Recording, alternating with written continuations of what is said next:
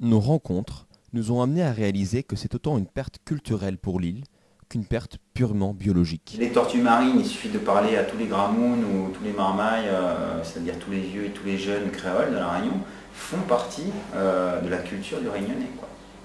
Le Réunionnais a effectivement beaucoup mangé de tortues marines, mais le Réunionnais, déjà, ils ont beaucoup de tortues de terre dans leur jardin.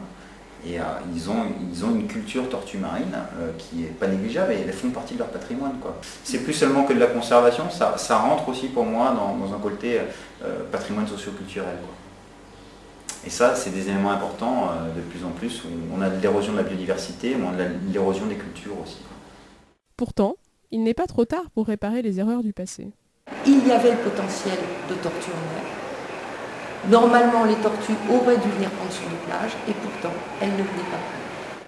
La Réunion accueille depuis les années 70 un élevage de tortues marines, devenu depuis la Convention de Washington un centre d'études et de sensibilisation sur ces tortues, Kélonia. Ce centre, basé à Saint-Leu, a étudié la possibilité de réhabiliter des plages de l'île pour faire revenir les tortues. Quand une plage est favorable à la ponte, c'est une certaine qualité de sable, c'est une certaine, etc. Et donc les végétaux qui s'y développent sont des végétaux qui sont spécifiques. Les végétaux qui se développent, on voit à La Réunion, sur les falaises, ne sont pas les mêmes que ceux qui se développent sur les plages de sable blanc. Voilà.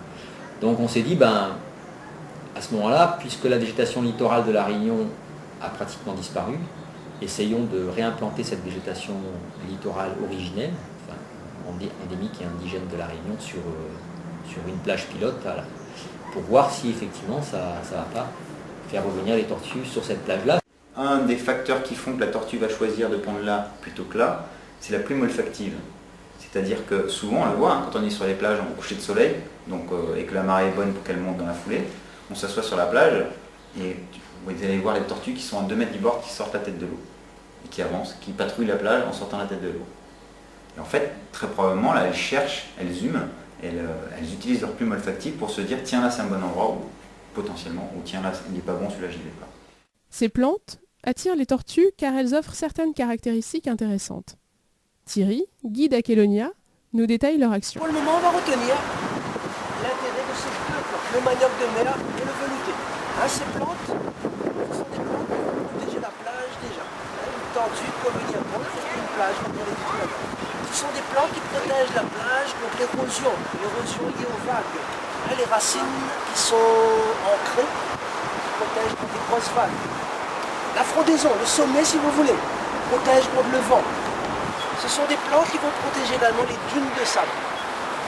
Les feuilles qui vont tomber vont permettre aux dunes de se maintenir. Et le rôle des dunes de sable, c'est pour masquer tout ce qui est sonore. Les tortues ne supportent pas tout ce qui est bruit. Et bien sûr, la frondaison, ça sert également pour lutter contre la lumière, surtout les lumières intempestives, les lumières des voitures. Donc on a démarré en replantant les espèces originelles sur la plage devant la ferme Corail, puisque c'était la plus accessible pour nous, la plus facile à contrôler, la plus facile à arroser, etc. On a démarré ça en 99. Et puis, je dirais presque au miracle, en 2004, on a des tortues qui sont venues pondre sur cette plage, au pied des arbres que nous avions plantés. En 2005, elles reviennent. Alors, c'était pas les mêmes, mais c'était une autre tortue.